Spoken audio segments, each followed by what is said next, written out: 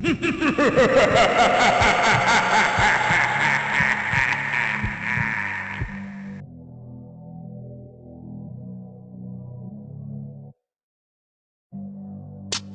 to our genetic Eve.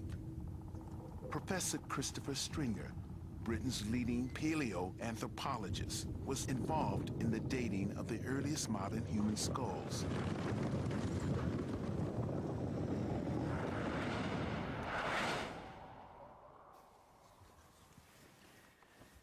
This skull is as close as we can get to what the face of mitochondrial Eve would have looked like. It's a very complete skull found in sediments in a cave dating from about 120,000 years ago. And we can see here that it's a modern human. We've got a high rounded vault to the skull, a face that's tucked in under the cranial vault. And this is what she looked like. Using forensic reconstruction techniques, muscle and flesh have been added to the skull and provide us with the very first glimpse of how our genetic mother might have looked 150,000 years ago. This is the closest we can get. Expect them to look the same 10,000, 20,000 years ago. I'll go back. Yeah, if I could just say something about the fossils. No, ancient humans 15, 20,000 years ago, none of them really look like us. If you do a, if you put just modern humans, if you put them in a statistical analysis with Homo erectus, okay, they look like us. If you put them in just modern humans or modern humans and Neanderthals, and you use upper Paleolithic fossils from Europe and fossils from Africa, such as we have them, and if you then use the modern groups of the world, including the San, none of the fossils fall into those groups, because enough gracilization has happened in the last 10, 15,000 years to really change enough of what our skulls look like. True. I don't know, Chris, would you want to add to that? Well, I'd just add that, yes, we talked about this earlier, but it's possible that some dental features may go back and traceable, maybe 50,000 years back. But I think if you have the skulls, as you say, of those individuals, they won't look like their modern counterparts. Their teeth may resemble them more greatly. But physically, everyone 10 or 20,000 years ago didn't look much like their modern counterparts. And that's true of, obviously, Native American skulls that are 10,000 years old. They don't look much like modern Native Americans. Even in Australia, there's big changes. Yeah.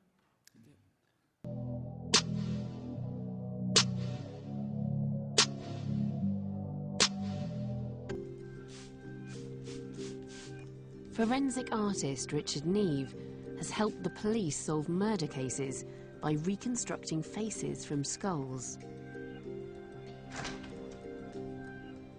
In the hope of discovering more about the first Europeans, we've asked him to reconstruct the face of the Wassa skull. So this is Wassa? This is Wassa. There we are. To see him or her, we're not quite sure, are we? No. Fleshed out. Touch androgynous, maybe, this one. It's quite strange, actually, because this doesn't particularly look like a European or African or Asian. It looks sort of almost quite generic, but then I suppose that's what you'd expect from one of the earliest Europeans. You look at this and you can think to yourself, it could go either way. It's almost as though it's a face in flux. It's got features which could go in any direction. It could become Negroid, it could become Southeast Asian, it could become European. There's the potential for all those different directions, and that's what I find so exciting about it. Obviously you've made this in clay and that's why it's brown, but yes, in fact it's very likely that these earliest of Europeans were quite dark-skinned, much, much darker-skinned than we think of Europeans being today. Yes. Because at the end of the day, they're only just arriving in Europe. They're coming from much more tropical places. Yeah. So I think, we may be looking at something which is actually quite lifelike. We're not too far from... No. No.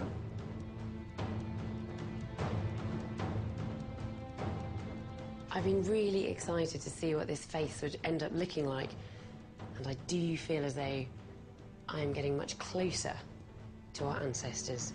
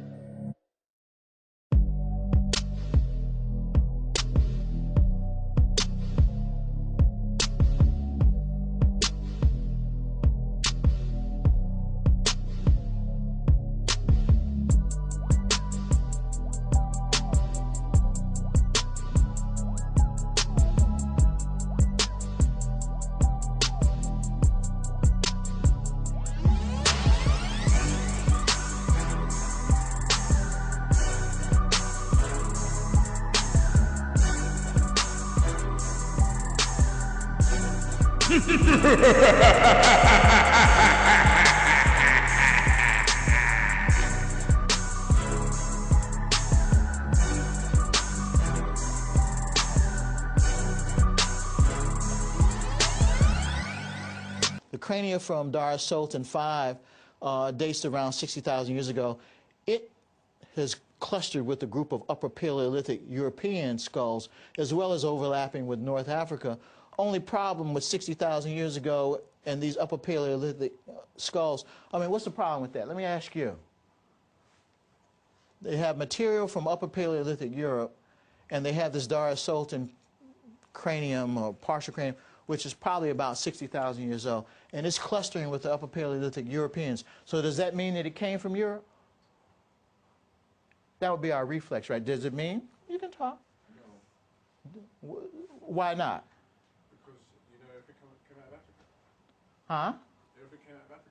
Well, no, but I want you to answer this a very specific way. We have Upper Paleolithic European material, and we have this specimen that's 60,000 years old, and from North Africa, and it's clustering, it's grouping with Upper Paleolithic Europeans. So did it come from Upper Paleolithic means modern people, but the rest of these specimens I can tell you in this study came from Europe. So does it mean that Dar Sultan came from Europe? It's clustering with them. Come on, we got Cambridge students here, right? PhD, master students, somebody? Oh no, people are shaking their head. Oh, good. There were no modern people in Europe 60,000 years ago. There were no modern people in Europe 60,000 years ago. So the fact that it clusters with them cannot be used naively to say that it came from Europe, because there was nobody in Europe for it to come from. The issue of when similarity means genealogy is always the issue in these kinds of studies. I don't care what the data are, with the possible exception of certain kinds of Y chromosome data and the mitochondrial DNA from women. Now,